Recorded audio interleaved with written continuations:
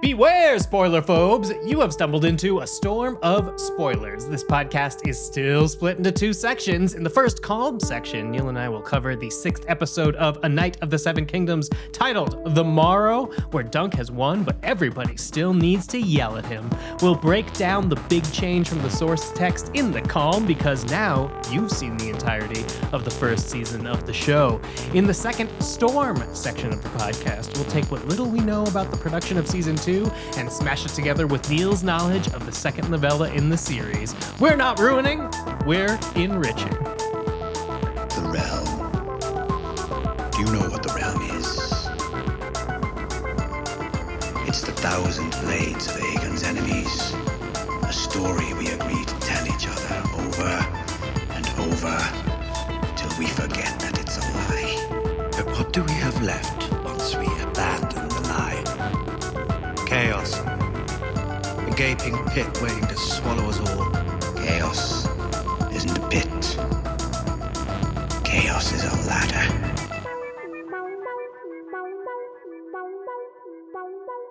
Why, hello! I'm Dave Gonzalez, and an itchy arsehole is beyond my maester abilities, for I have not read any of the books in George R. R. Martin's A Song of Ice and Fire universe. And I'm Neil Miller, and I have read those books in the George R. R. Martin Song of Ice and Fire universe, including The Hedge Knight, upon which this first season was based. And yes, I have noticed that Egg is an unruly child. And welcome back to a storm of spoilers. Just letting you know before we start breaking down this season finale, you can check out Neil and I over on the X-Ray Vision podcast with Jason and Rosie on their spoiler special, wrapping up this season of A Knight of the Seven Kingdoms, or maybe 9 Kingdoms. We're going to get to that on this podcast this week, as Neil suckered me once again, where we talk about some cool theories. So make sure to go check us out over there. And some big spoilers. Well, some big spoilers. Oh yeah, that's what I should also say. Since you're in the calm here, if you don't like spoilers, you can't do the X-Ray Vision podcast that we just did. But you can listen to their other pods where they don't talk spoilers. They have all kinds of stuff. Oh yeah, great stuff from this week from them either way.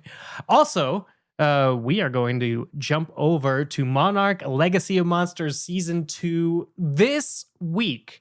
So unlike that gap in between episodes of Knight of the Seven Kingdoms, because we got an early Superb Owl screening, we will actually be back in your feeds this Saturday to talk about the Season 2 premiere of Monarch Legacy of Monsters that comes to Apple TV on Friday. There's an important question that we got from listener Phelan, who said, I have no current aversion to Godzilla, but I've missed out on all the current Godzilla X Kong stuff. How much homework do we need to do to watch season 2 of Monarch? Is it possible to jump in, or what do I need to see to catch up? Neil, do you have an answer to this? Because I think I do. It's funny. This is a good question, because I was going to ask you the same thing before we logged off today, because I obviously have the rest of the week to finish my prep, but I have the advantage of having seen all of the Godzilla X Kong stuff. My assumption would be that you could just watch the first season of Monarch and be fine. Yes. Right? Like, you don't have to go through all the movies. Although, personally, I would suggest watching Kong Skull Island, because I think that's my favorite of the current round of movies. I don't know if it's going to be like plot relevant, but it's a fun time. So yeah, I feel like season 1 of Monarch's the only like super essential thing that you're going to need to see. Definitely. I would also say the Godzilla and Kong stuff, for the most part, with the exception, I think, of 2014's Godzilla, it takes place in what this show would consider the future. So no pink Godzilla on screen this season of Monarch Legacy Monsters. This is earlier in his lore. But good call on Skull Island. This is after Skull Island for Kong, who popped up at the end of Monarch Season 1. How much you need to know about the characters? My hope is Monarch Legacy of Monsters Season 2 realizes they might have overcomplicated some timey-wimey stuff in season 1, and we'll lay some track if you absolutely don't have the time between now and Friday to watch all of season 1 of Monarch Legacy of Monsters. And you know what, Neil? This podcast will help fill in any of those gaps. We sure will. Because we will make sure to remind you about what is important as we are talking about episodes of Monarch Legacy of Monsters here on this feed. What is this feed? It's a podcast feed. You stay right here. If you're watching us on YouTube, you will only get Godzilla over at the A Storm of Spoilers accounts. Make sure you're followed up there. And then youtube.com at Da7e and Neil. That's also us and our faces. If you want to contact this show, you can email us at stormofspoilers@gmail.com. We would love any sort of pre-content you need to Monarch Legacy of Monsters if you don't have the time, and some fun Godzilla-related corners for us to do each episode as we talk about this big kaiju show. But as always, you could hit us up with your Westerosi questions, corrections, theories, and any lore stuff, because we will be back, I'm going to guess in May, but at the very least in June, with more Westerosi content here on this feed. We always love our reviews on the Apple Podcast app or on Spotify. If you leave us a 5-star rating, you can say whatever you want. Like this person, Cammie, they wrote, great, detailed, informed, and hilarious. Gave us those 5 stars. Said Dave and Neil are amazing. Heart emoji. The mix of humor and consistent knowledge of the show's cinematography and storytelling is impeccable and fair. Neil, best comment ever. I love that fair is in all caps, as if to suggest that there are podcasts in this realm that are unfair, which, I mean, I have questions there, but I love that we're on the fair side, because that's one thing we strive to be. I always try to challenge you whenever I see this show violate one of like Neil's rules of bad CGI. And especially at Night of the Seven Kingdoms, I think has really stood up to making a good use of both the cinematography and its visual effects. Yes.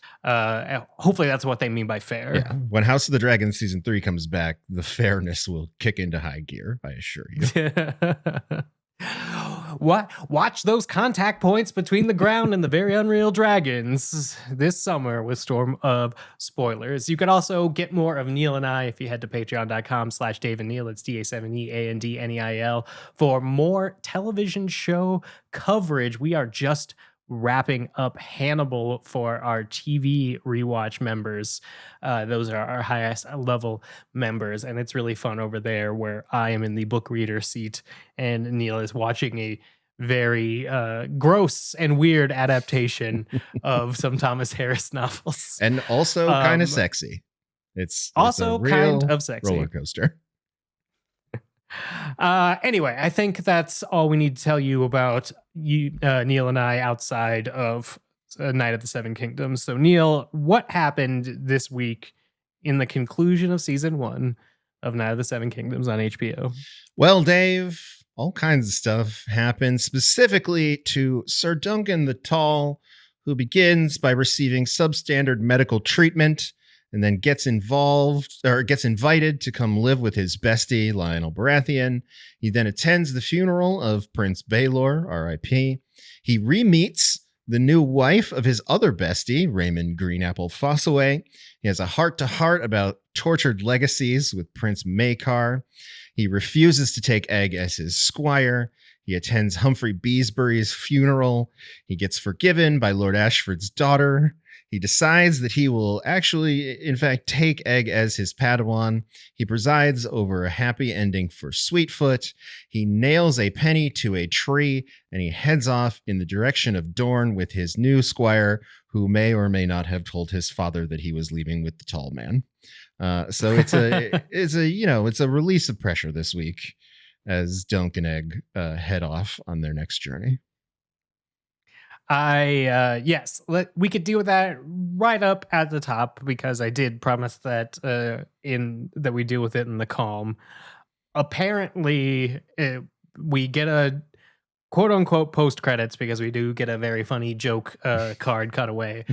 But it appears Maekar doesn't know that Egg has left, and at least when that aired, my initial reaction, I was watching it with my girlfriend Java, was like, Neil lied to me again to like get me in a podcast moment where he's like, oh yeah, nothing happened.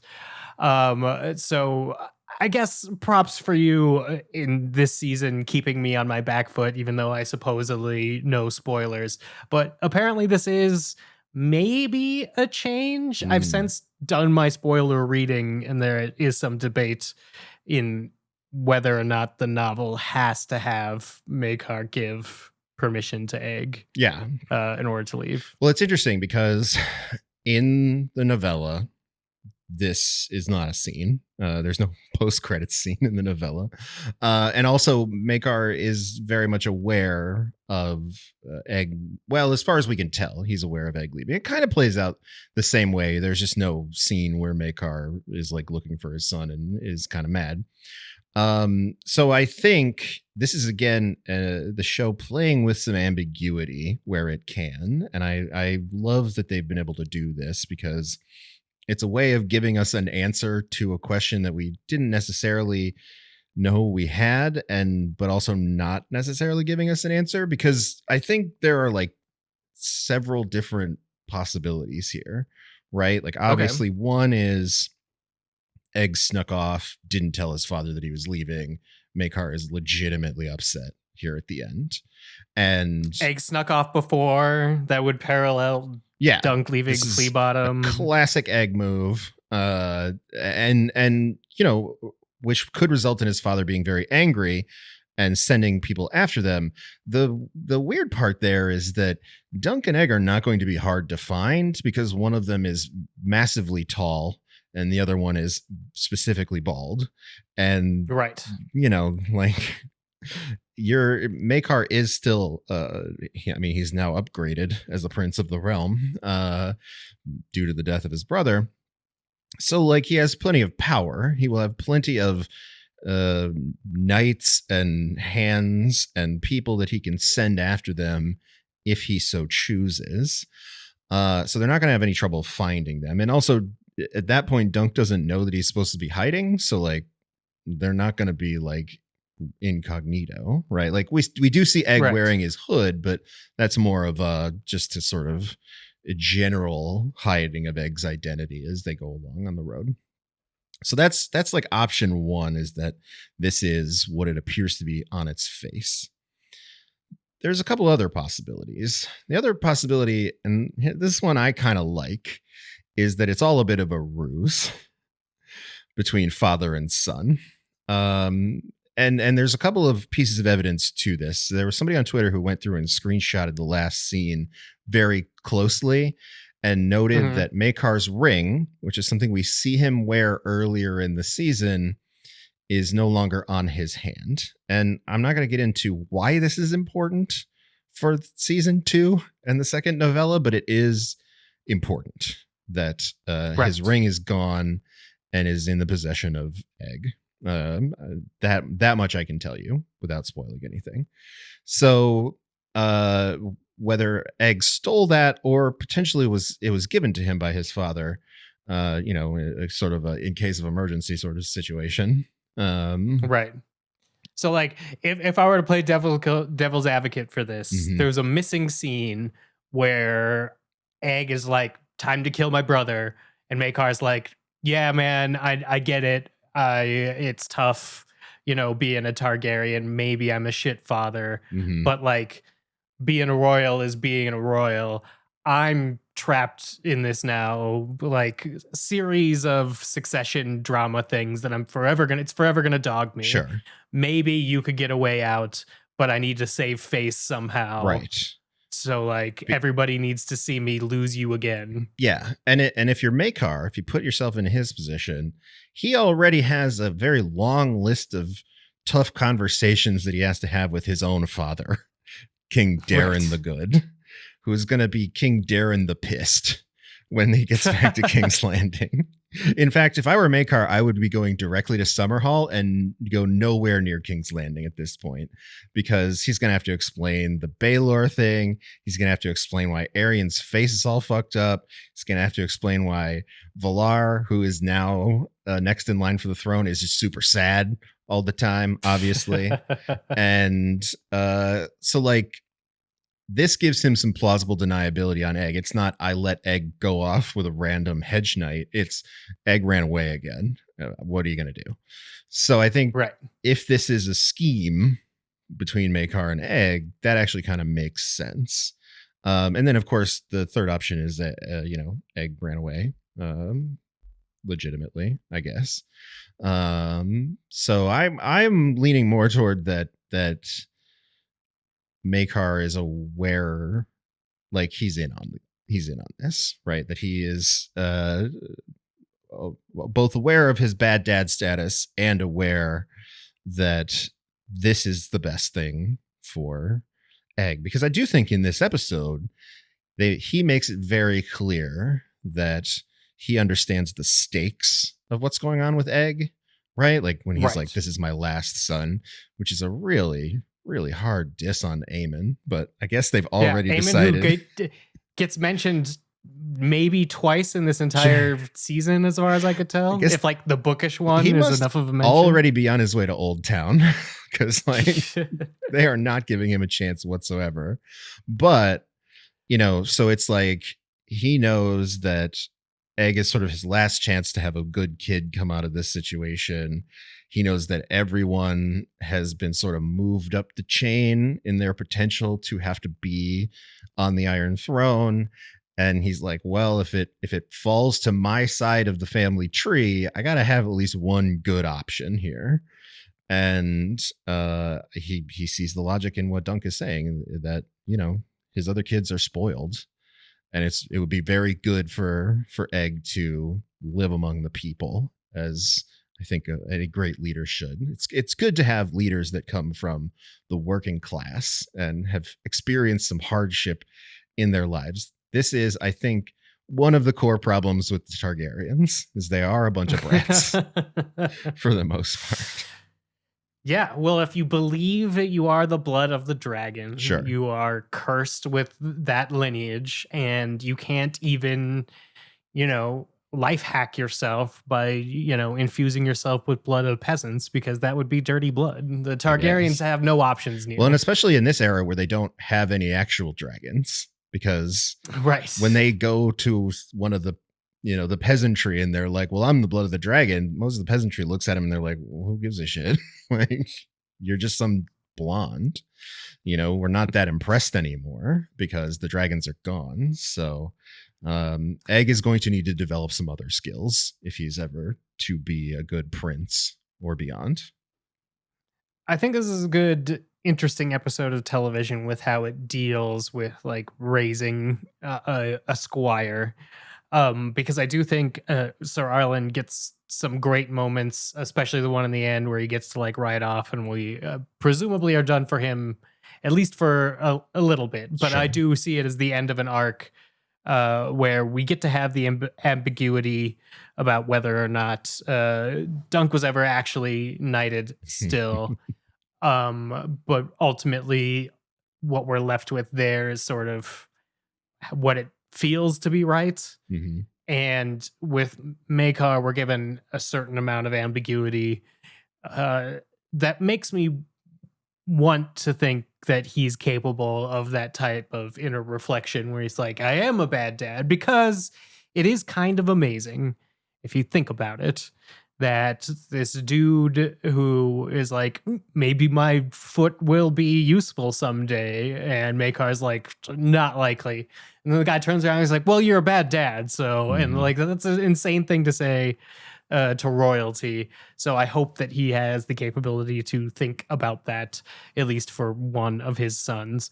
I do think that the show, allows, once again, all the Targaryens to kind of bleed together, because you're right, we don't talk about Aemon, and although we do get to hear Valar speak, there still isn't a lot of emphasis on the fact that he is now the crown prince. That's true, is my understanding. That's true. This is like the only dialogue we get from him the entire season, and it's sad boy. It is from the books, and it is a heartbreaking bit of dialogue where he's like, why do the gods take my father and not you?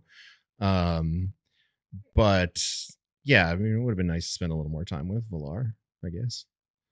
He seemed like an okay kid, especially compared to his cousins. But I mean, he's still alive, which means we could, but he's also now too important. And like, I don't know if I need every season of this show to be about how like the next crown prince did something. But that being said, if he is going to come back, very excited to see he has cool skunk hair. That is, he does have a streak. A way to be. Just in case, I mean, like I don't want to become a eugenicist of Westeros, but the way they have to remind us Targaryens and hair is like super important does seem weird after like a Blackfire rebellion, where my guess is their hair is not necessarily as silvery as it needs to be across the board. Well, and it is interesting that at no point in this season did they point out why this like Baelor and his son have dark hair, and it's because Baelor's mother is a Martell, and the Martells very specifically have very dark hair in Westeros. Like it's like the exact opposite of the Targaryens. So but who knows, especially with Egg and Dunk headed towards Dorne, that may come up. Good to think about. And then I like both options for this change at the end, but I also like that it gives us something to talk about. Like I was talking about in The Storm last week, I kept thinking like maybe this show's going to betray itself and give us a cliffhanger. It did in the least damaging way to the source material that I can tell, because I believe there's also, and correct me if I'm wrong or if I've remembered this wrong or read it wrong somewhere on reaction internet, there's something like, as far as everybody was concerned, Egg returned to Summerhall. So like the word out there isn't that there's a prince wandering around, because that would be damaging to the world anyway. So it could be that Maekar just saves face, and it is like, he's here with me. Right. Yeah, I mean, that's part of one of the ways they try to keep Egg safe is by saying that he went back to Summerhall. And I mean, we see again Egg's wearing his cloak over his head. Like he's still traveling incognito. He's still going to be, as far as I know, shaving his head, or Dunk's going to have to help him with that. To make sure that no one spots him as a prince. Like the whole idea is that he is now just a squire, just a lowly squire to a average run of the mill, not that important, just very tall hedge knight. And that this is going to allow him again to sort of have his education abroad or out in the countryside. And so, this again, I think lends even more credence to the potential that Maekar is in on the ruse, because he can then, he acts like, I don't know where Egg is, so that all the people in his immediate vicinity can be like, oh, Egg ran off. But then when they get back to Summerhall, he could be like, oh no, he's here. We found him. Yeah, it's fine. And he's fine. He's there. Don't worry about it. Who's going to question, the prince of the realm at that point? Especially, if he's, got other stuff to do. He shipped off 2 of his sons at this point, so who's to say the other 2 need to be there, and have that be important, especially the unlikely ones. The 4th son seems well, and he's possible. got a 3rd one that's getting shipped to the Free Cities, so oh yeah, that's right, which is an interesting change, which I actually kind of like. And this is another change we can talk about, which is in the book, by the time Maekar and Dunk have their conversation about what to do with Egg, and whether or not they're both gonna have to live with this legacy of having killed Baelor, Arian's like already gone, and he's like, I already shipped him off.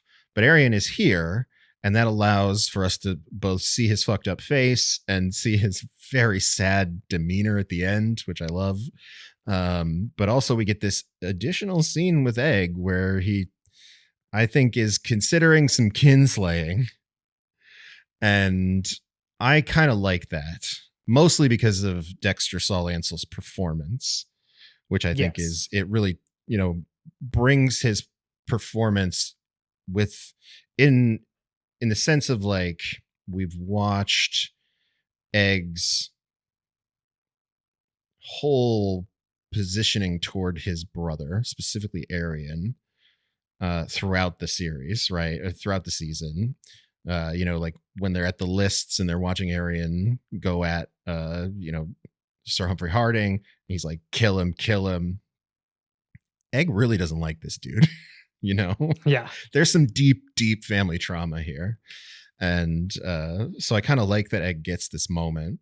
I mean, it's the show sort of playing around with the ambiguity because Egg doesn't actually do anything to Arian here. So we end up in the same place as the book. Arian's going to the Free Cities. Eggs didn't do any kinslaying.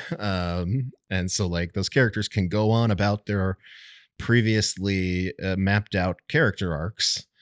But we also get this like hugely emotional moment with his father. He gets a hug from his dad, his bad dad. Yeah. Which is nice because, we love a bad dad, but also it does play more into the complexity of Makar's ultimate decision and leave open the possibility. Without that scene, there's no way that I buy into any theory that Makar's putting on a show. Sure. Because he's just an asshat without that scene. Sure. But this show does allow it for like a complication, which we could talk about. My take on my hot take of this episode was that I get that it's ambiguous on whether or not Dunk was knighted. I don't think it matters. I think we are dealing with a narrative of self-knighting, and like by reclaiming his penny from the penny tree, that's his knighting. Like that is what he did, at least in his mind. And maybe if he's religious in the Eye of the Seven, but probably not. But by upholding like the status of a knight, he sort of like self-knighted. And I think that sort of thing being possible means that is now what I'm like rooting for Dunk. Sure. Where Dunk doesn't have to worry about knowing the words for anything or whatnot, because the emotion and the truth is behind it. Sure. The honor is behind it. Well, and this actually brings us to one of our ravens that we got, because I do want to talk about this question of Dunk's knighthood. And we'll start with Phelan's raven. This is in addition to his question about Godzilla. Phelan also wrote in and said, "I believe Sir Arlen knighted Dunk because I really have to. The reason Dunk is such a likable character is because of his unwavering dedication to Knight's Code of Honor. If Sir Arlen knighted him, even in a half-assed or unofficial capacity, that's still enough for him to feel compelled to this calling. But if it's all predicated on a lie, then it sullies every action he's taken, and he's actually not the good guy. That fake-out death scene seriously fucked me up because I hadn't genuinely doubted it until then."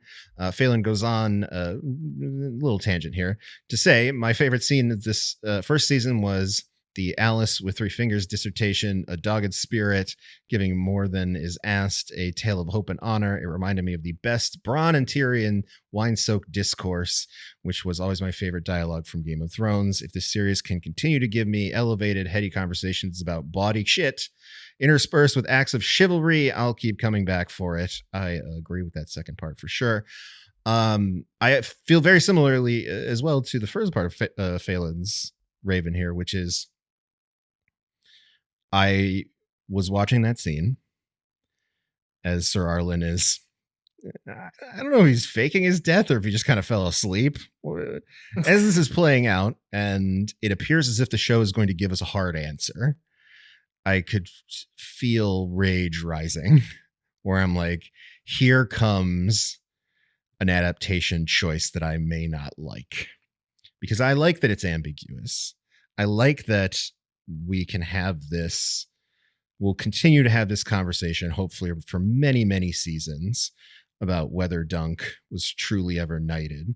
Because I agree with you, it doesn't matter, right? And I think this first season is kind of, that's the core theme here, which is that it's all about Dunk proving that he is able to uphold the values of a knight, and he learns that very powerful lesson, and it costs the realm a prince, but that's still kind of the lesson he learns, which is doing the right thing is what a knight is there to do.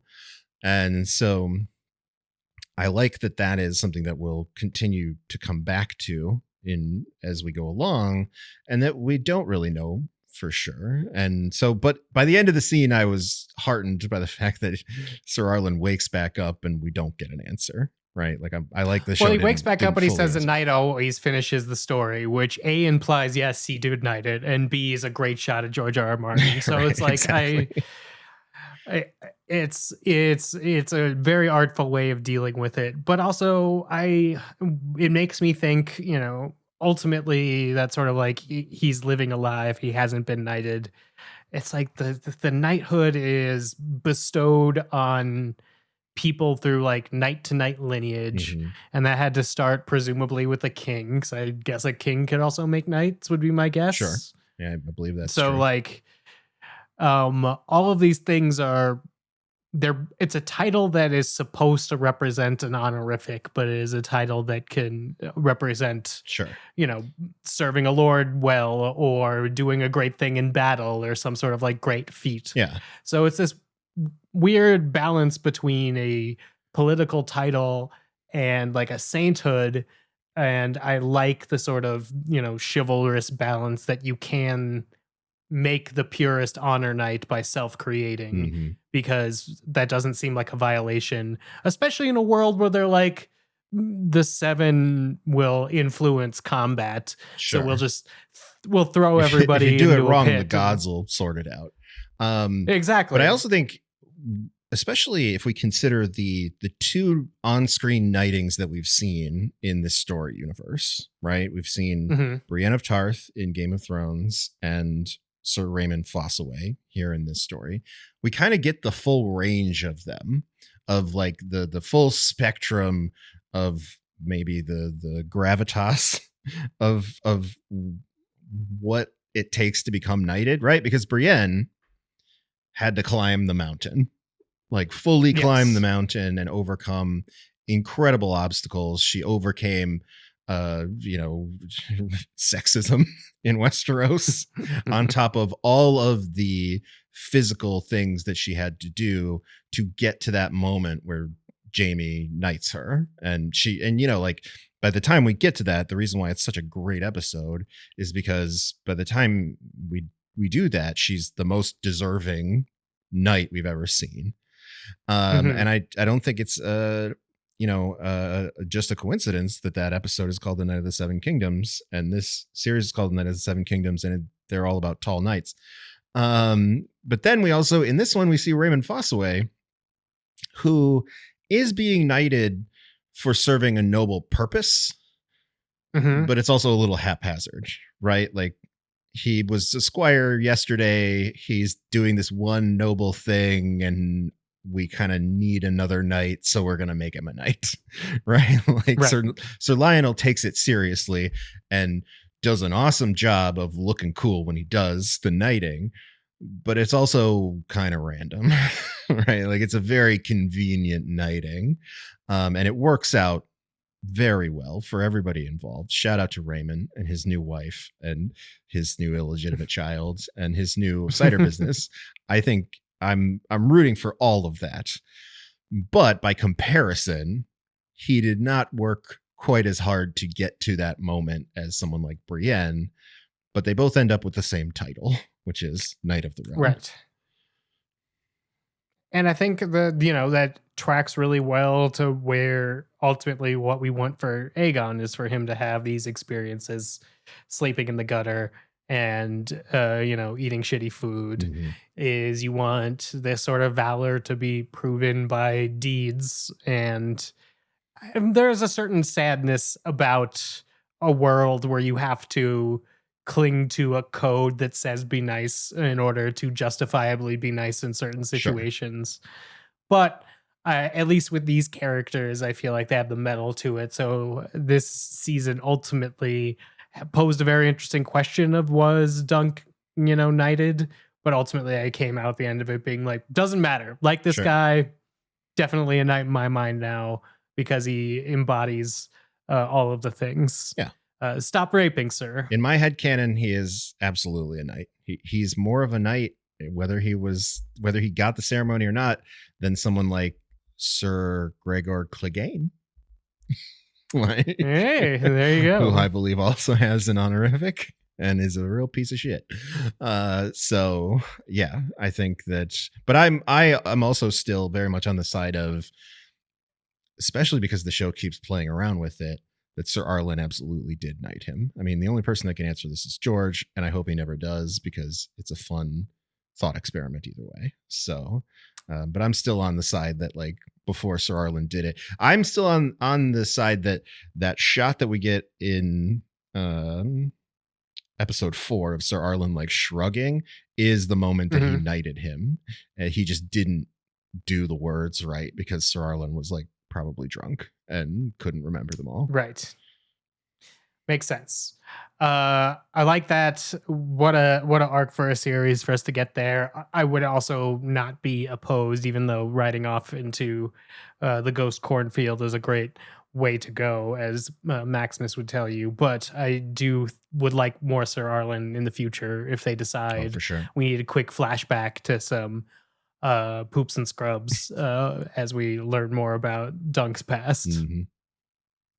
Also, but then again, what a beautiful end with the Penny being re-put into a tree, where sort of Dunk became like his surrogate night son.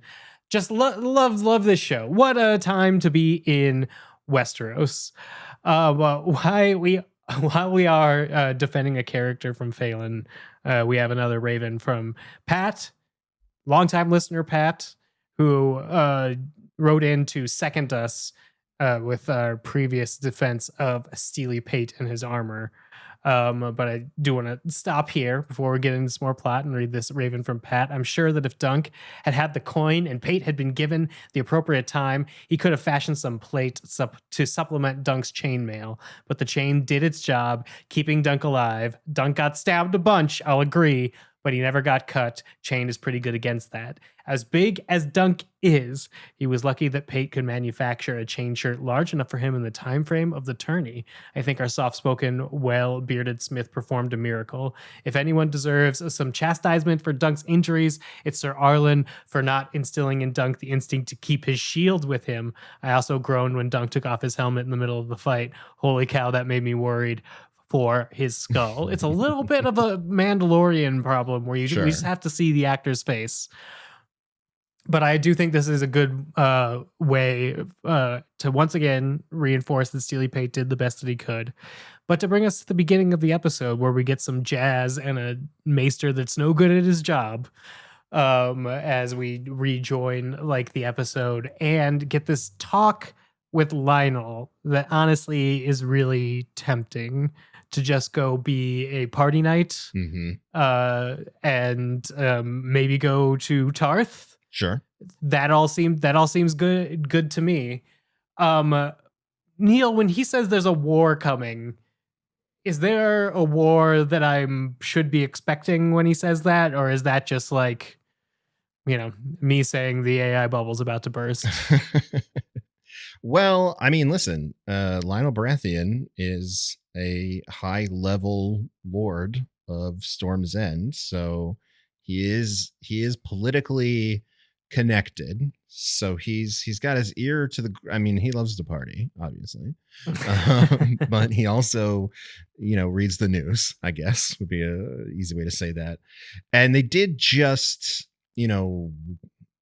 what was it now, 12 years ago when Dunk left King's Landing, they had just finished a Blackfire rebellion, and I don't think they cleared out all the Blackfires, right? Like as we see in Egg, when he's practicing his sword and he's like, die Blackfire bastards, the Blackfire thing is still out there.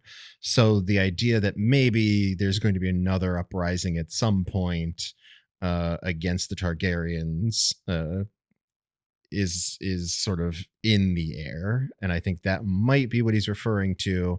And so I think he's right. Storm's End would be a really good place to be if you're a knight. It is one of the most defensible places. The Baratheon armies are very strong.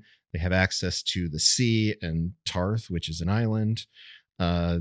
It's a good party, right? Like this is the kingdom, the part of the kingdom that eventually yields Robert Baratheon. I mean, also Stannis, but Robert and Renly for sure. The only Robert I ever knew was Party Robert, so I only heard told of this warrior Robert. The Baratheons can party, and Lionel is perhaps one of the great partiers among them. So I think that this is a very tempting offer. This is a change from the books. Lionel does not present this. Lionel's kind of out of the story at this point in the books. But I do like, especially because they did a lot over this first season to flesh out Lionel's character, which benefits greatly from a fantastic performance from Daniel Ings. And I like that they came back to him. He gives a really good speech. He plants some seeds with his discontent for the Targaryens, right? Like showing that it's not just the small folk that are not too happy with the Targaryen dynasty. Lionel also not, I mean, he may have joined the Trial of Seven not just to beat on some Kingsguard, if you know what I mean.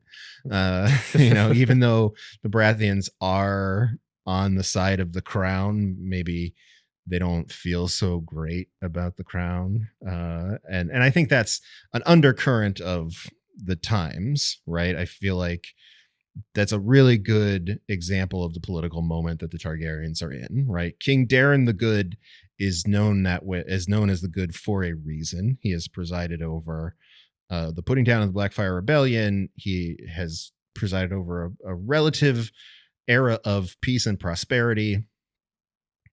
People mostly like him. But as Baelor is concerned about early on in this season, the Targaryen brand is not perfect, and and they are without dragons, and they have quite a few detractors, and not everybody, they're not loved or feared in the ways that they would like. And I do think that Lionel sort of vocalizes that a little bit, where he's like, they're just spoiled assholes. Like, why would we care? So it's a good offer, and obviously Dunk can't take it because it doesn't exist in the books, so that would be a very big diversion from where the story goes. But Dunk went off and lived happily ever after. Right.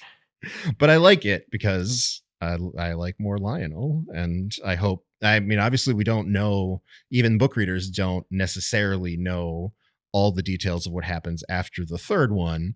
We have bits and pieces of the lore, but we don't know where their paths cross next necessarily. So hopefully they do make it to Storm's End at some point to hang out with Lionel and have some good times. If this is a series that plans to go on for that many seasons, like let's say even 5, it just gets a solid round 5 seasons out of it. I do think it will be interesting to see when they decide seasons need to have carryover characters, because I'd love to see Lionel again, but I also don't want to encourage them to think that I could only fall in love with the characters I fell in love with the first season. Sure. Like Lionel could come back when we need Lionel. I don't need him to, be shunted into a third party on this buddy comedy. Yeah. Well, and I don't think it'd work that way. This is one of the things that's really great about the novellas. And again, I think this is also one of the things that's really great about the original Song of Ice and Fire books. And one of the things that got Game of Thrones in trouble a little bit, the TV show. Remember back in like season 4, season 5, when we started talking about how efficiency was coming to Game of Thrones? Yeah. And that was really about them having to focus the story and ignore the ever expanding cast of characters that the books had. But and that ultimately I think was a detriment to the show. Like if the show had gone on obviously for 10 seasons and they brought in a lot of these new characters, Ariane Martel, they would have had a lot of success because George is really good at this, where he, as his stories go along, he's great at introducing new characters that you immediately fall in love with and that you immediately care about, right? Like he takes away Oberyn, but then he gives us the Sand Snakes and Arian Martell and Eris Oakhart and all of these characters that never showed up in the show. Well, I mean, not all the Sand Snakes showed up in the show. So these novellas are similar in that they are the story of Dunk and Egg, and they're always there. And some of these characters may weave in and out of these stories, but for the most part, they're on the road, right? They're traveling to different parts of the Seven Kingdoms. They're having new adventures with new faces. And I think that that's one of the strengths of the Dunk and Egg stories, is that you're in each one, you're sort of meeting new characters. You're getting a new perspective on the knight's life and knight's journey.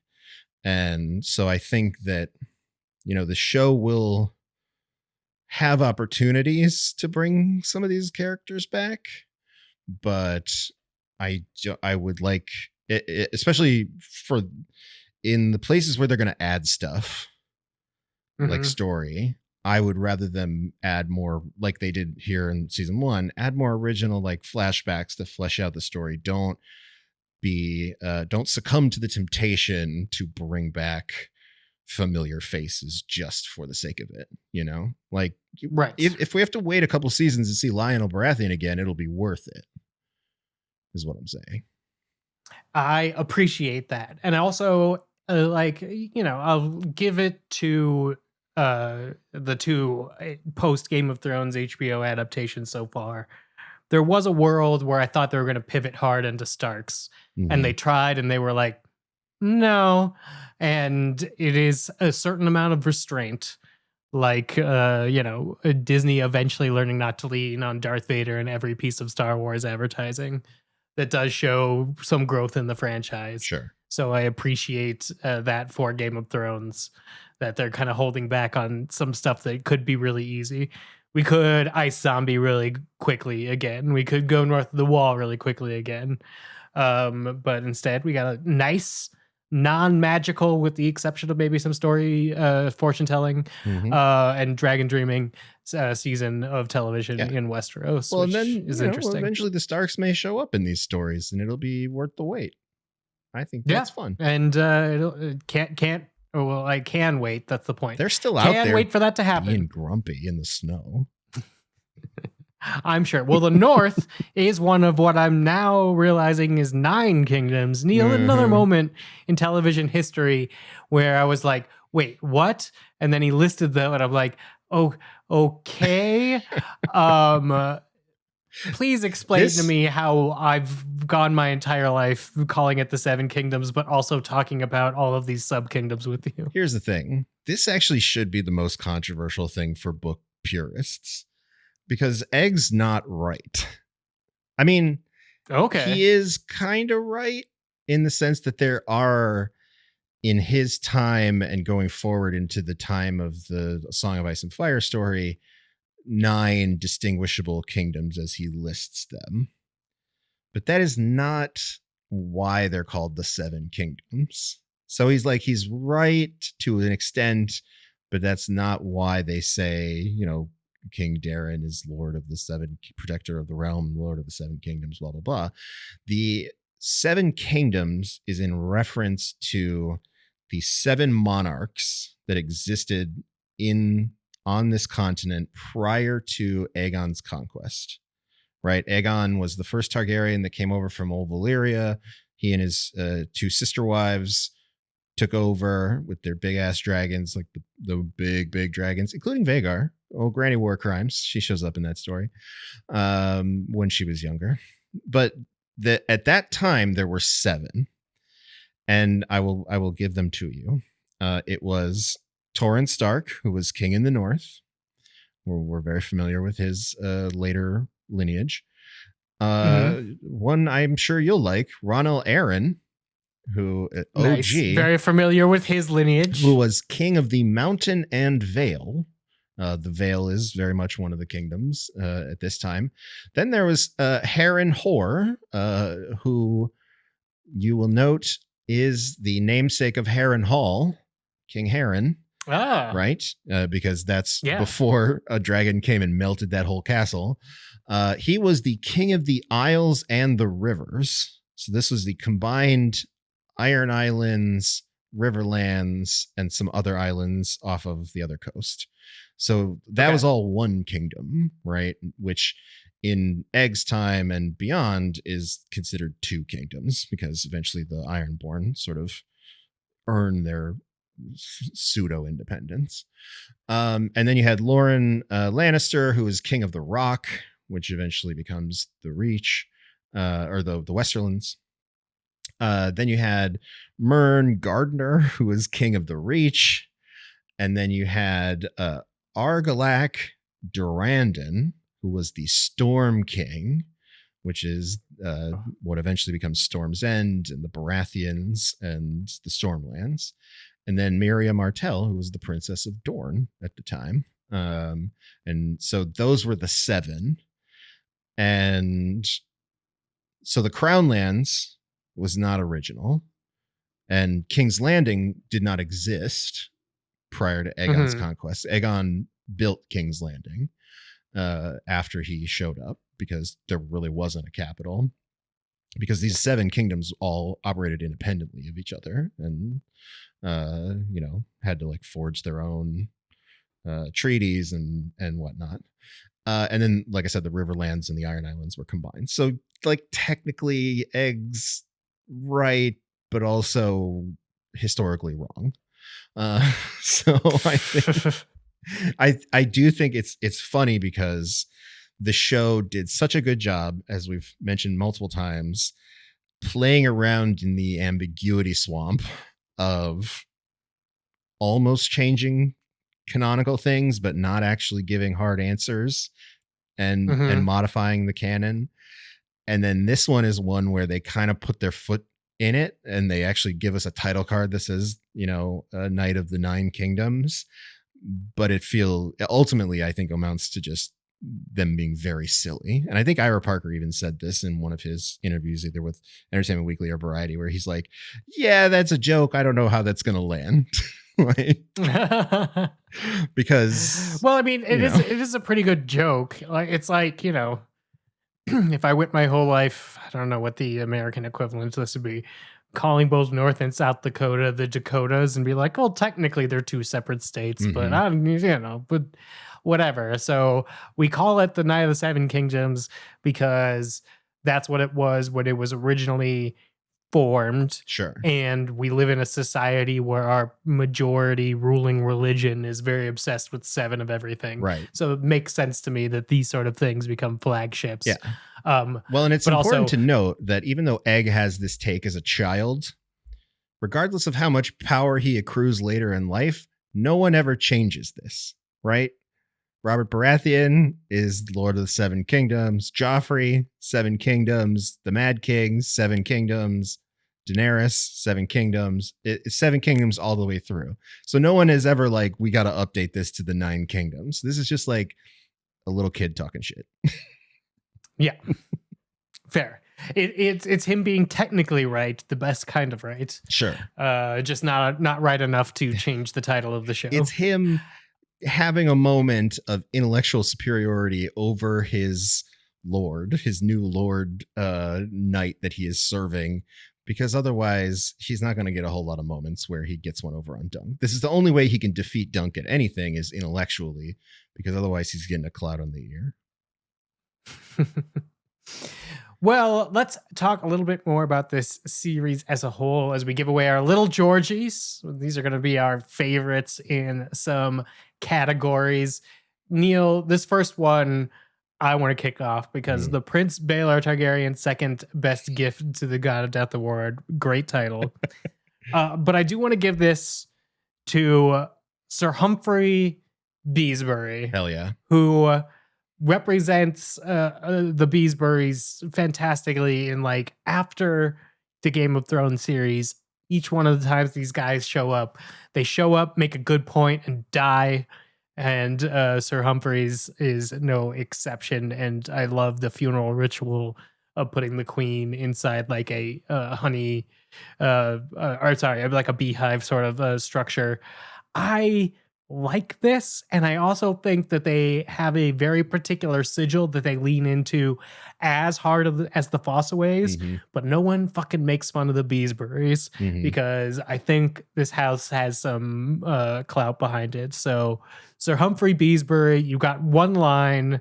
It was fine, but I do think you got away with a lot of the honor. I think in this first season. You know what I think it is, and I think this is true for the Beesburys and the Fossaways, is that the product of their house is so high quality that that's why no one makes fun of them. Like the Beesbury honey is probably so good that everybody's like, we don't care that they're weird. Like it's so similar to the Fossaway cider where they're like, yeah, green apple, red apple, freak show over there. That cider is the bomb. And we are not going to say anything about their weird traditions. Right. Because like no one is questioning Raymond's like green apple thing, like immediately recognized. Right. No one's making fun of his new wife situation. Everybody's cool with it. And it's because the cider is fire. So yes, I love this. And I also think that maybe, and we didn't see how Sir Lyman Beesbury was buried in House of the Dragon, but maybe this is a tradition that was done after he died, because I feel like that they would have shown that if it was around back then. Like, I mean, or I kind of hope that happened off screen for Sir Lyman, because he had a terrible death in House of the Dragon. So like, I hope that at least he got a cool burial. Yeah. I love that this franchise is going on long enough that I'm really developing connections to these side houses that absolutely exist to serve one purpose dramatically in the show. Exactly. But the Bees and the Fossaways, I think, are really coming away looking great. Yep. Do you think there's like a bad death on the show? And I don't mean like Baylor, the reason for the season, but like, was there something that you disagreed with? I will say, no, I don't think there's a bad one. I mean, it would have been nice to see a little bit more of the Trial of Seven. We talked about this, to see sort of how either of the Humphreys, Harding or Beesbury got. But that's fine. Again, locking into Dunk's POV was very important. I think like even I put together a list of candidates, and like even the random knight who got crushed by his horse in the Battle of Red Grass Field got on here, because like his death was heartbreaking, even though we didn't know anything about him. And like the thieving city watchman guys that tried to kill Dunk and killed his friend Rafe, they got awesome deaths because Sir Arlen shows up and drunkenly just like chops their heads off. That's kind of cool. And then like Rafe is actually a really good one, because it's shocking and horrible and devastating for Dunk, and I think very useful in understanding his character. I think, and then Sir Arlen, who I think we never actually see his moment of death, but we kind of see several death-like moments around it, right? We see him get buried. Yeah. We see him almost kind of fake die in this episode. Sir Arlen's just kind of always dying. So what happens when you sleep on your knife? Yes, my dude. Yes. But I think ultimately, no bad deaths, no poorly executed deaths. And where I would give this award is to Sir Humphrey Harding's horse. In the lists, killed by that piece of shit Arian, because one, it's an extremely faithful adaptation of how it goes down in the books, and two, it's terrible. It's awful. It's very fake. No horses were harmed, but it's like the two-step process of horrors, right? He gets stabbed in the throat by the jousting thingy mabob, and he goes down. He crushes his rider's leg, and then the dude, the very calm, slow walking badass, like I don't know if he's like the animal wrangler at Ashford Castle, just walks out and puts him down mercifully. I just think like that whole sequence is incredible. And as you know, I'm not a fan of when animals get hurt on screen. It's not one of my favorite things. But I think it accomplishes so much dramatically that it is an extremely well executed death scene. And we, the audience, are very much on the side of the mob that seems like they're about to just like absolutely rush the field and murder that Targaryen prince. So it's very effective. Not quite as effective as the namesake of this award, but I don't think anything, you know, as I've stated before, I think that is the big thing of the season in every category. Makes sense. Who is your tourney champion, the on-screen MVP of season 1 of Night of the Seven Kingdoms, Neil? I mean, I think there's a lot of good candidates for this, but especially after this finale, I'm giving it to Dexter Saul Ansel, who plays Egg. That moment in the chamber where he almost murders, like the exasperated sigh that he gives out when he drops the knife and decides not to murder his brother, is just some of the best acting from a child I think I've seen in a very long time. And, you know, this is a recurring thing that we've talked about many times over, is that, you know, child actors often hit or miss in general. This kid is very special in his acting ability. And I think he's proven that throughout the entire season. He's been really great on the press tour. He has incredible chemistry with Peter Claffey, who also has been very good. And I hope that even as the story progresses, right? This is one of the tough things about these Thrones stories, especially when there's kids, young characters involved like this, is that they age more quickly in real life than they sometimes do in the story. But I do think that the novella's timeline is spread out enough to where, at least through these first couple of seasons, they won't have to even consider recasting Dunk or Egg. Nice. So I think they should consider him for an Emmy. I mean, I don't know how much this show will get Emmy consideration, especially because it might be up against another Game of Thrones show. You know, like House of Dragon may come along and take over because it has 2 more episodes and significantly more runtime and probably much bigger marketing budget. But we'll see. I think that this kid should at least get nominated for an Emmy for this. I love it. I love it so much that I'm gonna give a season only MVP for this one, which is to Bertie Carvel, who played Baelor. And the reason is I didn't necessarily know this is where we were going until about halfway through the season in the storm, when I was enlightened. And once I was able to pay a lot more attention to where he was inserted in the story early on, as the drama is Dunk going to be able to play in this tournament at all? And being able to do this sort of really quick, I'm not the bad Targaryen, I might even be responsible, and like that little glimmer of not a shit ass in a lineage historically of shit asses, I think is a lot more nuanced work in a very short amount of time than I gave it credit for as I was going through the series. I agree. So the fact that this now like mythic Targaryen who went out in this very specific way was represented like this, it does give a better argument to the, you know, gods flip a coin view of things where everybody's not cursed. And I think that's really important in this episode, when the argument is made that maybe Egg could be saved from, you know, a similar madness. Or as we might talk about in the storm, maybe not. Maybe Egg's destined to go mad anyway. It's just the thing. But I do appreciate this performance. I firmly agree, because the bar on this performance is so high because we get very little time with him. He doesn't obviously make it out of the first season alive. And yet I would say most people, even if they hadn't read the books, will walk away from the season going, the real tragedy here is that he probably would have been a really good king. And that is 100% true. And I think that is a big takeaway from the first novella. And to be able to sell that with such little screen time is a massive accomplishment from a performance standpoint and from a writing standpoint. It's a really good job overall, all the way around.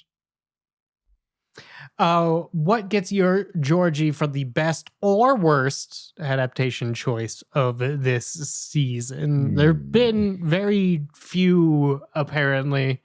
I'm going to take your lead on this one because, again, I don't know. Sure. I do think the Hedge Knight audiobook is in my very immediate future. But at this point, I don't know what the best or worst would be. Well, I've got one for each. But listen, I want to preface the worst with this is just sort of a personal desire, not necessarily that it's a bad thing that they left it out. It's just something I wanted to see that I didn't get, and that is the Battle of the Humphreys.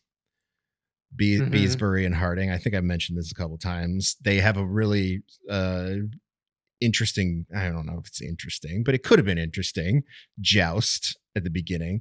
And I do think that in the end, Humphrey Beesbury was an incredible character, given that he only had one line of dialogue throughout the entire season and basically just shows up right at the end. But in the novella, he and Humphrey Harding, before the Aryan killing the horse thing, have a joust against each other. And it's like the Humphrey Bowl. And I was like, that'd have been kind of fun. But they didn't have time, whatever. So that's the worst, but for selfish reasons. And I don't necessarily think the show is worse off for not including it. And then as far as best, I honestly want to give it to the expanded role for Lionel Baratheon, the Laughing Storm. Nice. Because I think, and listen, Daniel Ings would be very close on my list of next up for on-screen MVP behind the ones that we talked about. He's great.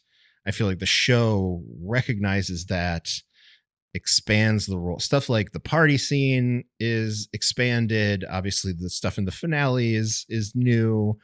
We just get so much more of him, and I love it. It was such an amazing choice for that character to be more front and center and really live up to the name The Laughing Storm, because in the novella he's good, but he's not this good.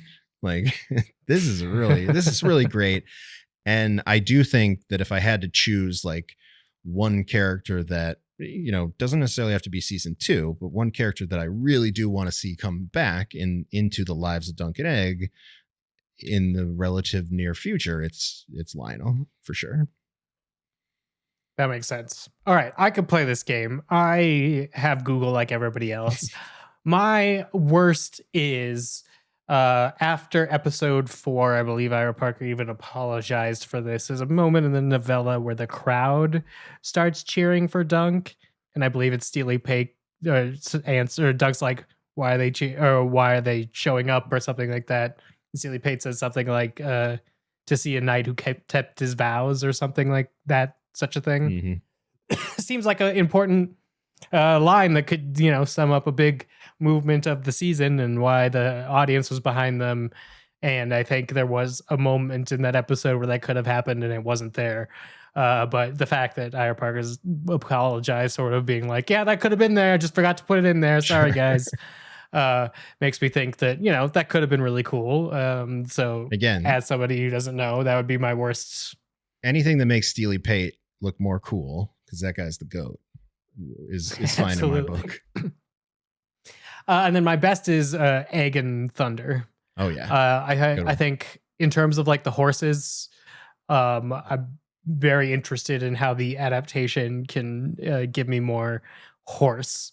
I guess my runner up then in that time with horses is, I don't know if what Sweetfoot's book fate is, but Sweetfoot's might have my like favorite storyline of the season, where like they transfer out of a, you know, a hard night of a hedge knight briefly into a stable where they're paid to have extra apples, into the service of a man who grows the best apples in the kingdom. Just like what an arc for one of our 3 equine companions. Before we started the season, I was very concerned. Would these 3 horses be okay? And you Sure. said yes. And so I don't know if Sweetfoot gets a great All right. adaptation moment. This is an answer I can give you. Okay, because, please do. As far as the books that have been published so far, the end of Sweetfoot's story is in the novel is when she's sold. That's it. All right. So this story has already given Sweetfoot more of a story than Sweetfoot got in the books. So I think that this is a even happier ending than Sweetfoot could have expected from a more faithful adaptation of the story. Because like Raymond Fossaway is going to treat that horse really well, I think. Yeah. And he's going to go have horse loves apples. He's going where the apples are. Yeah, he's going to get a bunch of apples to feed Sweetfoot. He's going to have a bunch of little ginger kids that can ride Sweetfoot. He's going to be rich because his cider is the bomb. It's going to be great. Sweetfoot made out perfectly. Like in the novels, Sweetfoot just belongs to the Ashford stable master. So like, we don't know. So I love this. I think it's even better outcome than we could have hoped for. Then I'll group them together. Best adaptation choices, horse stuff. Just for sure. Bingo. Except for obviously Humphrey Harding's horse, but that's. I mean, even you were saying you appreciated how that played out. I guess that's so true. It's like best choices, horse stuff. It is tragically Good job, heroic guys. for that horse, I guess. Yeah. And it's, a kill the cat moment for a villain. If somebody had to go down, that horse it turned an entire people against somebody we had to hate for the rest of the hour. So I appreciate it. What is the best or worst, I guess we're doing screen magic. So these are how we make this world. It could range from production design to costuming to special effects. Neil, what's your choice? Well, it's interesting because normally in our Georgies for like Main Thrones or House of Dragon, we would do best worst polygons. But this show didn't have a lot of polygons necessarily. Not a lot of digital effects. I mean, some digital fog, which was fine. So I wanted to expand it to potentially include other craft, because I only have one and it's for best, and it is the armorers. The armor in this season of television is the best stuff that we've seen from a Westeros show yet. And we've seen some cool armor. Like House of the Dragon's first 2 seasons, especially like Daemon Targaryen, has had some pretty slick armor. But this, I think, has not only had really cool armor, but a very diverse range of armor that shows off the way different houses present themselves. And I think that obviously the tournament setting lends itself to that, and being able to juxtapose that against where Dunk ends up with his very, sort of basic looking armor, but still very cool armor and pretty book accurate armor, is really well done by the props department. And I think from a production design and costuming standpoint, they absolutely nailed it and took it to a level that I think they are going to have to continue to live up to for the rest of this show. Like that's the thing. Right. Like House of the Dragon, it's like, all right, well, once you've established how good the dragons look in season 1, they always have to look that good or better in the subsequent seasons. I think the armor is the thing in this show, where it's like when Dunk and Egg get to wherever they're going next and a knight is there, he's got to have some pretty awesome armor that is themed perfectly to the house that he's from or serving. And what a great challenge. I can't wait to see how they tackle it. Yeah. I mean, I could see them downplaying it by being like, after the tragedy of Baelor's bespoke armor, the kingdom abandoned. I mean, expensive props. They don't get rid of tourneys, right? Jaime Lannister fought in tourneys. Sir Barristan Selmy, who doesn't come along for another 20, 30 years at this point, he made his name in tourneys. So like they aren't canceling the tourney circuit over this. I'll tell you that much. I have a worst, which is fair visual effect for something that they couldn't really fit. But there is a reordering of scenes, I think, in episode 3 and 4. So Dunk suddenly has his shield back, but they just sort of like painted a flat gray. Like, she hasn't gotten to the tree yet, but also like we're gonna have a scene where he gets it back. So what do we do here? So it's obvious that in post-production they went back and they colored out that shield, but Dunk does have a shield strapped to his back after he's dropped off the shield for painting. And that's just a whoopsie. That's Sure. what happens when you reorder your scenes into episodes after production is done. Yeah, it happens. It happens. But I would say overall, though, yeah. especially from a doing things practically in camera standpoint, this show exceeded all of my expectations. Well, that's why I want to give my best to the prop makers for the Mummers play, because doing in-world props as props is its own special type of cool thing where you see the pieces of either metal or wood that these sort of mummers would have access to or pick up on their travels, sort of cobbled together into the, you know, props that they would make for their play. So in universe props, I think they're like doubly interesting props because you're so much more limited on what you could depict. They were so cool. And I think they worked out really great. That dragon was so cool. Very cool. Put that dragon on some sort of tour. I would like to see it. I'd like to see that prop. I want to see the baby. Here's a fun one. We got a suggestion from our listener Jessica earlier in the season to what character would we replace with a Muppet? And I don't know if I knew necessarily who the characters were and who I would replace with the Muppet, but now that I've seen the first season, I definitely have an answer. Which is Raymond Fossaway. And so the Green Apple himself. Like, Green Apple himself. I think in this series, if you just take Raymond Fossaway and you put him with a Muppet, like even in moments of levity, like when he's getting knighted very seriously by Lionel Baratheon, if they reverse shot and it was a kneeling Muppet, just hilarious. Or like this episode with the too long hug. Picture a Muppet. Perfect. Hilarious. Perfect Muppet moment. I think if Raymond Fossaway was a Muppet, this show might actually be the better for it, and I wouldn't ask any questions. Neil, do you have another person that you would turn into a Muppet? I have two answers for this. One human and one non-human. My non-human answer is Sweetfoot, because I think it would be very funny if because we don't see Dunk do a lot of riding of Sweetfoot except for I think at the beginning. But you could just have him ride Chestnut and Sweetfoot is just like following them around. But it'd just be very funny because I think Muppet horses are very funny looking. And it would be very funny to have all of the like big emotional moments with Sweetfoot be a Muppet horse. Be a Muppet horse. And then, you know, it works out for Sweetfoot. So it's great. But if I had to pick a human character, I'm going with Darren Targaryen, who I know is a very sort of sad and somber character in this story. But there would be an extra layer of comedy. First of all, it would be a very dour looking Muppet, which would be funny.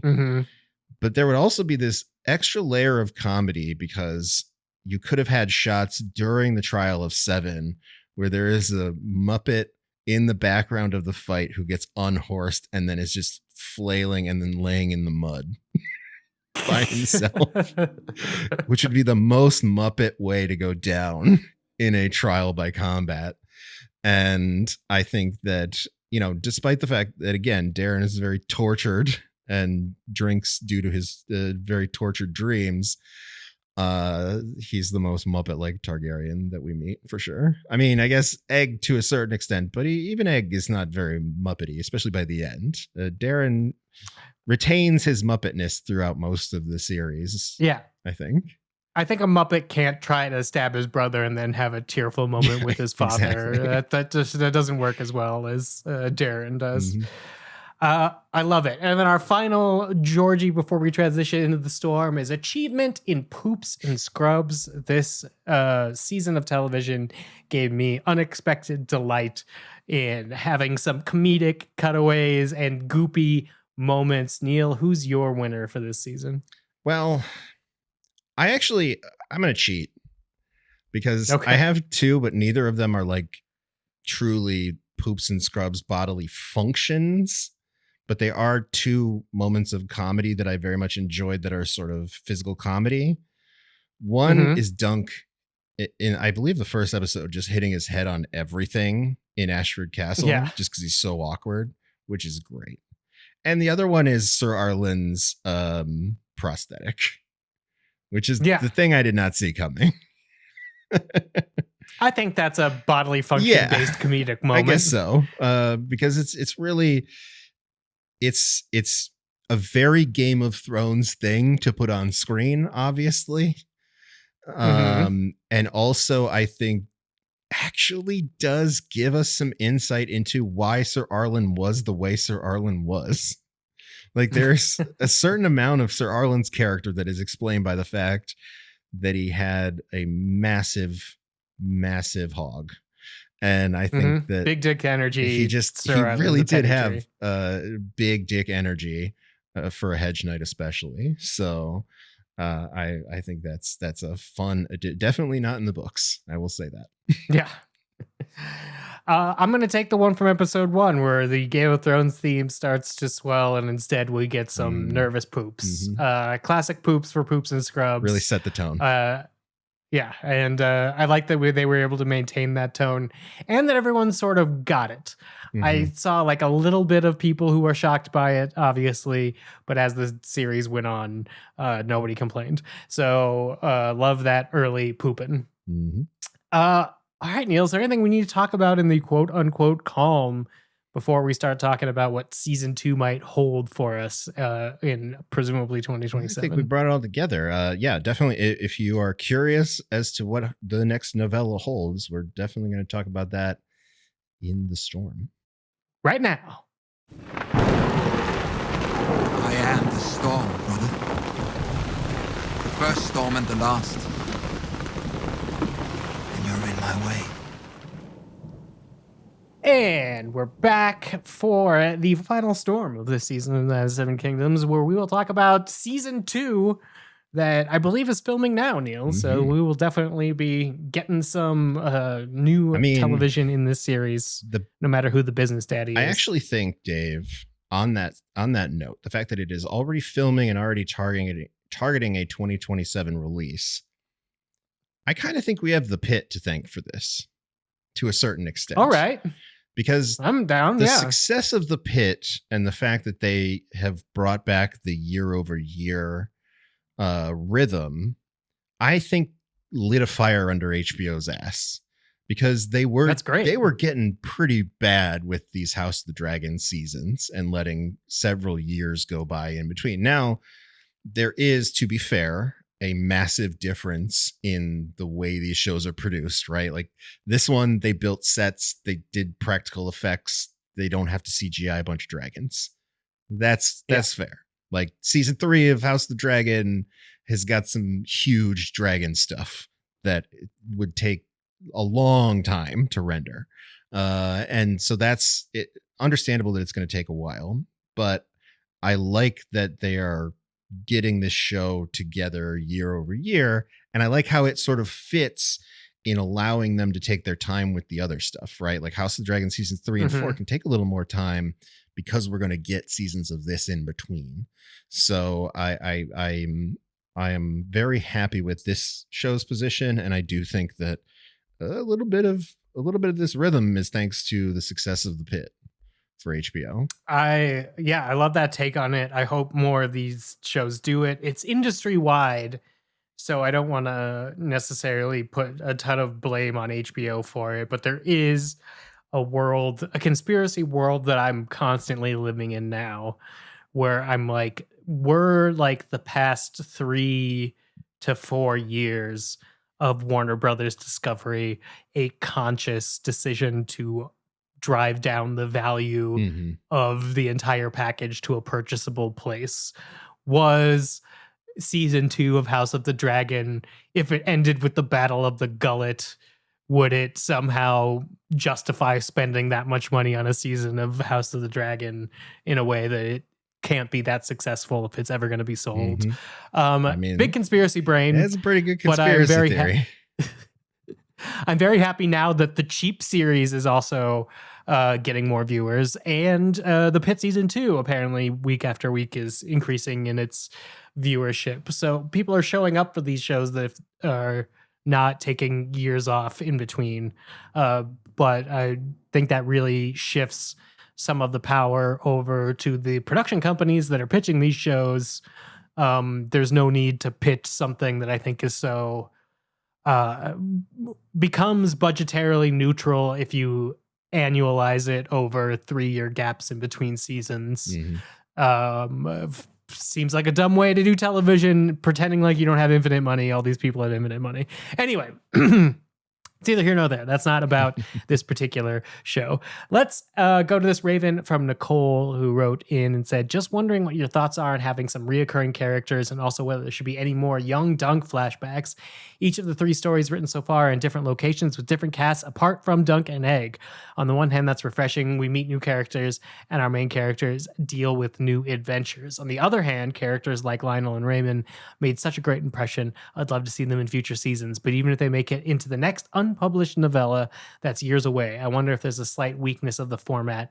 In both cases of the actors brought into those characters, or in both cases, the actors brought those characters to life in a vivid way.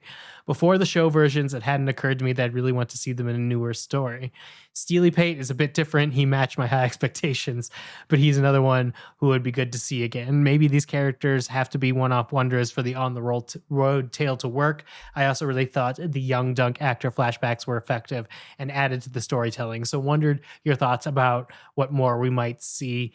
Neil, we talked about this a little bit, but I do have one additional spoiler thought or question for you as somebody who has a little bit more knowledge about the books. Sure. Isn't one of the announced George R.R. Martin Dunk and Egg books called like The Village Hero or some such? I don't know, actually. I saw on, I believe, one of the Reddit subthreads, someone being like, I would love it if the Village Hero is us discovering more about Sir Island of the Penny Tree, just like that further down the line or some such. Okay, so it's the Hedge Knight, the Sworn Sword. That's the second one. The third one is the Mystery Knight. Those are the published ones. The fourth one, which is unpublished, is tentatively named The She-Wolves of Winterfell. Nice. And Stark's back. And then, yes, the working title for the either fourth or fifth, they don't have, obviously hasn't published yet, is The Village Hero. And those are the only titles that have sort of been floated yet. So that would be interesting to do flashbacks to those. Or maybe he ends up near the Penny Tree from Sir Orlan's story. It's like I could see these characters coming back, but like I said in the column, I'm worried that, because an audience responds to a character or because a performance really pops, when we have TV shows that aren't based on previous material, sometimes leaning into that is the worst thing a show can do. And I do think the ones that Nicole mentions in her Raven are the ones that I think would be the most tempting. Lionel and Raymond, and Lionel doesn't have anything to do in the story just yet, especially because Dunk and Egg are headed towards Dorne. Raymond also seems like he's got a whole bunch of other stuff that he's going to be doing in the Reach. Then again, Dunk and Egg, they're going to go to Dorne, but they're also going to be kicking around the Reach a little bit in the next one, so they're going to be kind of in the neighborhood. So it's not a total stretch for maybe Raymond to show up at some point. And similarly, like Steely Pate is a traveling blacksmith, so he could show up. Really the only one that I would expect to see at some point is Tansel, because George has sort of said that eventually we'll meet Tansel again. But that again doesn't happen in the first 3 novellas, so who knows? We just know that she went to Dorne, and Dunk doesn't find her in the next book. So it will be interesting. Well, and I think it was like Screen Crush that said like in the novel, Dunk's a little bit more thinking about girls all the time. Sure. Yeah, and but he meets some other women that are very interesting and cool and are going to be very strong. And I do think that this is something that, if you watch this first season, and even though they added some feminine energy and padded out some of the female characters to give them more of a presence in this first story, it's not very strong. Mhm. That changes with the second book. The second book has a central character who is a woman and is very much sort of not just involved in the plot, but is like a key piece. And it has a lot more for the women of the story to do. So I think that's something that'll get better. But again, that's a brand new character that we'll meet, and there's a lot of brand new characters. Here is one interesting thing that I'm curious to see if they do in season 2, Dave, which is at one point in the second novella, Dunk has a weird dream. And there's a lot of weird dreams in these stories. But it's a weird dream about burying Chestnut, his horse, in Dorne. Now, I don't think Chestnut actually dies, if I remember correctly, but he's like dreaming about it. And he's like digging the grave, and a bunch of like kind of force ghosts are there talking to him.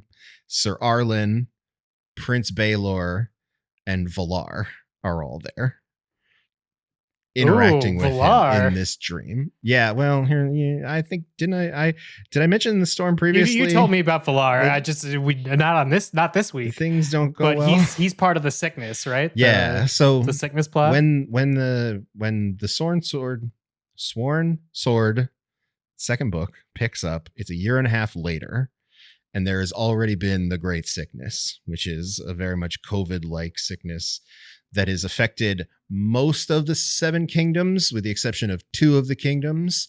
The Vale of Arryn and Dorne do not really get hit because they close off travel. Protected by mountains. Well, yeah, they lock down basically. The Vale is like no more visitors. Dorne is like no more visitors.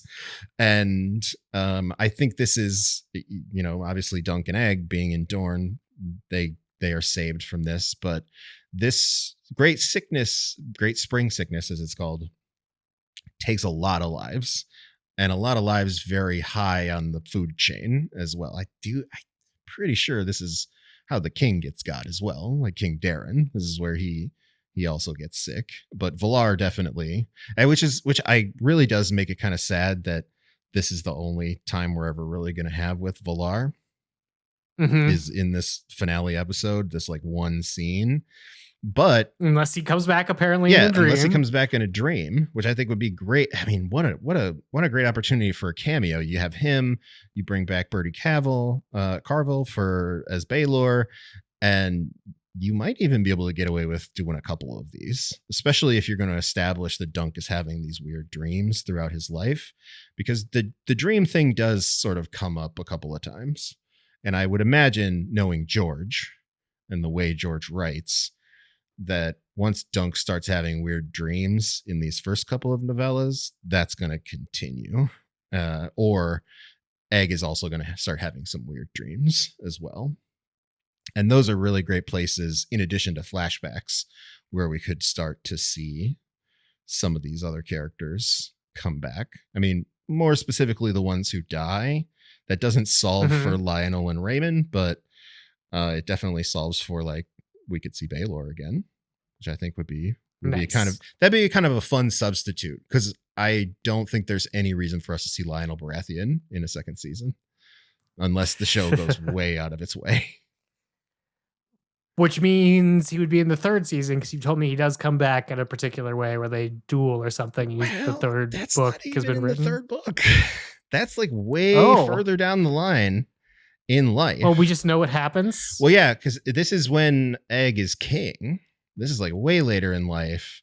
Oh, so this is from histories have told us this.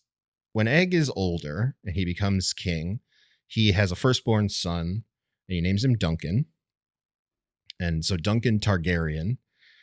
is then betrothed to Lionel's daughter. Okay. And then I forget exactly what happens, but that has to be called off. And Duncan Targaryen, because he marries hold on, I'm gonna look this up to make sure I got it right. But I'm pretty sure he marries Jenny of Oldstones. You know, Jenny from the song. Oh yeah, I remember that. Yeah. I know that name from context clues. And yeah, so Duncan is the first son of Jenny of Oldstones is who he eventually marries. So he falls in love with Jenny of Oldstones. He has to go back on this pact with Baratheon. And Lionel, because of this, is understandably upset. And he basically breaks off the Stormlands from the kingdoms and is like, fuck the king, fuck that little egg. We are now an independent kingdom. I am the king of the Stormlands. And, it's 6 kingdoms now. What are you going to do about it? And Dunk, who I believe is Kingsguard at that point, goes to Storm's End and has a trial by combat with Lionel to solve this. And he defeats him. And in the end, I believe they work out another thing where one of Egg's daughters marries Lionel's son and heir. And actually, this is like the grandparents of Robert and Stannis and Renly. So like this is the Baratheon Targaryen match that eventually yields the Baratheons to take down the Targaryens. But it's only after all of this drama happens. Right. And I believe this is why we know this, because it's all part of the history that leads to Robert and Stannis and all of them. And so Lionel and Dunk have to fight at a certain point. I don't think he kills him. I think he just defeats him. So if that's and again, that's something that happens like much later in life. And let's see if I can find a year on that. Lionel Baratheon's enough that they're rebellion. like having kids. Yeah. This takes place in 239 AC, which is like what, about 30 years from now? Yeah. So 20, 30 years from these events. And so it's going to take some time. So I do think there's plenty of room, especially because we don't know what the other stories are in between here and there, for Lionel to come back into the story. So like I don't have to wait that long. I think that there's probably more opportunities to have him in the story, but that's where we're building to. That's the end point. And I love that the seeds of that are kind of here in this finale, right? Him being sort of anti-Targaryen and him being a little bit rebellious. And that is, as a book reader, my antenna were up as he was giving that little speech. I'm like, oh, well, this is going to pay off later, because eventually he's like, I'm out on these Targaryens because they screwed me over. I was supposed to be selling off my daughter as the future queen, and they screwed me. Well, I mean, I'm excited for that to come, but it does sound like it's like 30 years in the future. Mm-hmm. Expand a little bit for me on this point we have in our notes, the increasingly relevant topic of water rights in the Reach, because there's a part of me that I'm thrilled, having learned about tournaments and the Trial of the Seven in terms of world building this season, to pick up water rights in the Reach. Why are they important and such? But you've also told me during this podcast in the Storm that they're in Dorne during the spring sickness. So we pick up from them moving to the Reach from Dorne? Well, yeah, so they're in Dorne during the sickness, but when we pick up the story, they're in the Reach in a place called what is it? Standfast, which is in the Reach. It's sort of in the south part of the Reach, so it's close to Dorne. So they're kind of like coming back up north. And the whole story of the second book revolves around Dunk going into the service of a lord and knight who is the Lord of Standfast. And he's got this problem where they had this river that was going into his lands that has dried up mysteriously. And Dunk sort of traces the river back, and they find out that one of his neighboring lords, this lady, has dammed up the river. And this is also coincides with the Seven Kingdoms are suffering from like a terrible drought. So like, okay, water, this is a big deal. Water is a big deal. And it's increasingly, I mentioned increasingly relevant, not just because Westeros is going through a drought, but also because as a person who lives in Texas and they're building AI data centers that are like sucking up entire lakes. This is, I feel like by this time next year, when this show comes out again, is going to be an even more relevant thing for just people in America, which is like, are we going to continue to have water? So like, there's no way they planned it like this, but somehow this is going to end up being extremely relevant and politically topical and really great for people to write essays about this shit. And so it becomes this battle, this conflict between neighboring kingdoms, one that has conscripted Dunk and the other one who has put up this dam, and whether or not they're going to go to war over this river. And I think that what's interesting about it is, while, you mentioned that one of the things you liked about this first season is that there's a lot of stuff about tourney mechanics and understanding how tourneys work. The second book is really about the job of a knight out in the field and what it means to be conscripted by a lord and how far that goes, right? Like once a lord takes you into their service and asks you to do something like defend the right of their right to a river, how far would you take that? Like, would you go to war for them? And once you go and you find out who is on the other side of that, and you start having to consider that other person, would you at any point forsake that vow, right? Is there anything that could happen along the way that would make Dunk go, I don't need this job anymore, or this job isn't what I thought it was? And I think that's a huge core theme. So it's sort of expanding on the idea of taking this first season's idea of like, what does it take to become a knight, and takes it to the next level, which is like, what is a knight's duty, and are there limitations to that, especially when you're just out in the countryside working for a random lord and it gets complicated. Nice.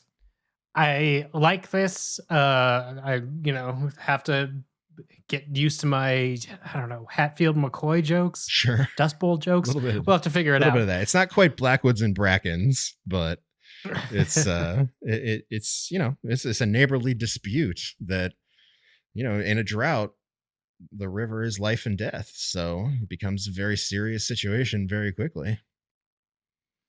And then we can go out, I think, on this series talking about the end of the series. And we touched on this a little bit on like the X-ray vision, but I also want to talk about it as a way of looping in the Catelyn Stark Memorial Ironic Statement Award, which I got to make this week based off a huge assumption when Duncan said, mightn't it be that some morrow will come that I'll have need of that foot when the realm will need that foot even more than a prince's life?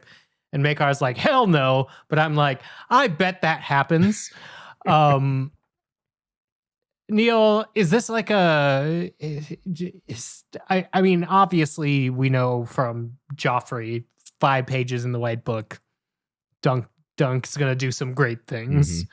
Is this a specific thing that we have to look forward to? Or is this part of the greater spoiler non-mystery that Summerhall might turn out differently than we've been told?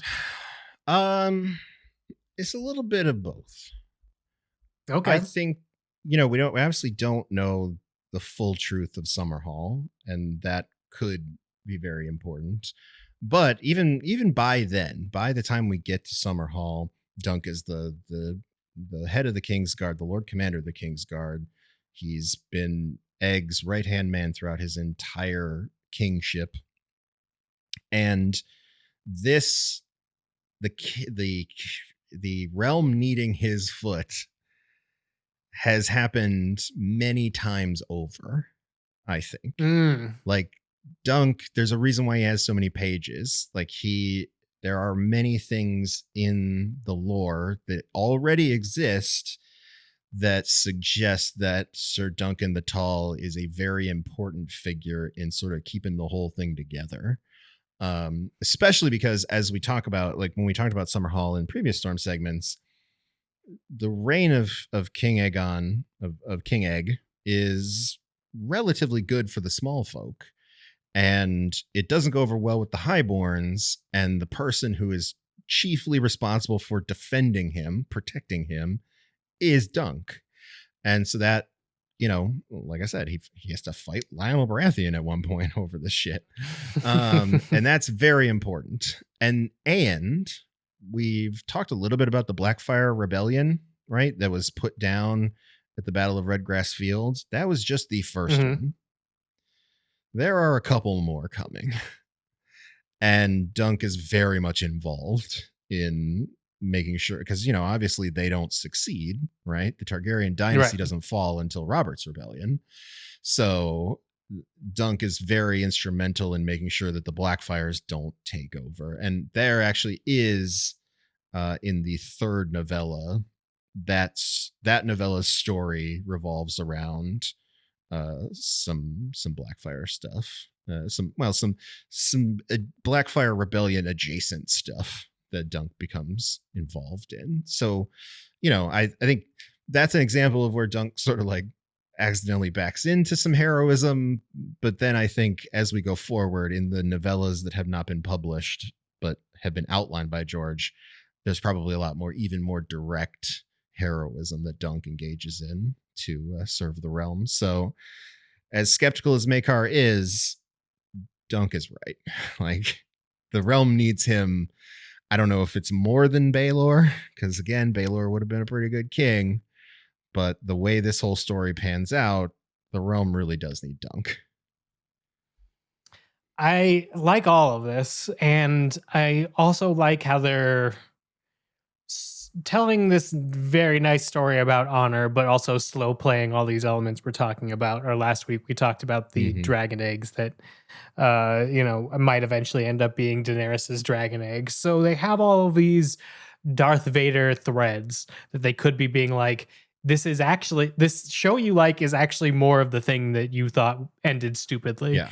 And I think the more they're able to hold off of directly saying that, and the more that they're able to, through good execution of this corner of the universe, maybe make us rethink some things that we shit talked about Game of Thrones, I think is ultimately like a really fun, ambitious, affordable, if that's important to you, type of television show to make in this universe. Yeah. So when people talk about, you know, spin-offs of fictional universes, this is like absolutely what I consider a good turn, and not necessarily what I thought it was when we were talking about it in like the same sentence as, like, you know, a Jon Snow sequel series, which feels like a cash grab, whereas this very much does not. Well, and the other advantage that this show has, and I think the reason why when they asked Ira Parker if he would ever go back to the writer's room on House of the Dragon, he's like, no, I want to stay with Dunk and Egg, is that the touchstones, the touch points that we know of between this and the main Game of Thrones story are all things that are, I would say, on the good side of the Game of Thrones story. It's like Dunk escorted Maester Aemon to the wall, and Dunk was the guy that Sir Barristan Selmy defeated to become famous. It's like all shit we like, right? Not the stuff at the end that we don't like, right? And even if Dunk and Egg are very involved in positioning the eggs in a place where Daenerys is going to find them, that's still kind of part of the Game of Thrones that we liked, right? Like when she first got the eggs. So I think that this show is set up very well to be able to chart its own path and still sort of weave into A Song of Ice and Fire territory in ways that are going to be fun and enjoyable, and not remind people of how Daenerys forgot about the Iron Fleet at the end. Yep. Wouldn't you know, telling a simpler story and not throwing a bunch of magic at us actually pays off. It's almost like these long books are long to, you know, make sure that the net underlying your narrative thrust is strong enough in case you fall off that line. Unless my theory about Melisandre that I talked about on the X-Ray Vision podcast is true, but you're gonna have to listen to that podcast to hear the whole thing. It's a banger. That's true. And I also, I'm interested in that version of an adaptation where it does the Dunk and Egg novels, but also tries to save as much Game of Thrones as it can along the way. So wild. As long as it doesn't violate our core story, which is these two dudes trying to do an honorable thing in a dishonorable world, I am into it. So bring me some water rights of the Reach discussion. I can't wait. But Neil, you and I will be back in this universe, but literally decades before, with season 3 of House of the Dragon, which is going to definitely start off with a battle of the gullet, it sounds like. So let's right into magic and ships and everything. And listen, I know I mentioned this on Twitter, but for anybody who's only on Blue Sky these days, but listens to the podcast, it's very easy for folks to be down on House of the Dragon right now because obviously season 2 had its ups and downs. And then this show is really great in a way that House of the Dragon, in a way that's very different than House of the Dragon. But I think we will very quickly be reminded what's great about House of the Dragon because it's going to open with the Battle of the Gullet, and that's going to be insane.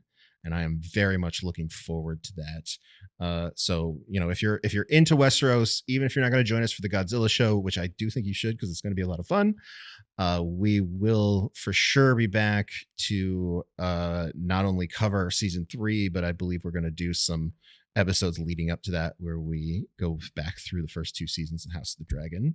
So is it technically a Read Thrones if we're in a House of the Dragon? We're gonna re-hot D. Re-hot D. Oh yes, back to Hot D. How could I have forgotten? But before that, as Neil mentioned, you could join us a second time this week as we dive into Monarch Legacy of Monsters Season 2. That will be up in your feeds on Saturday. Make sure you're subscribed to YouTube at A Storm of Spoilers to get those video episodes.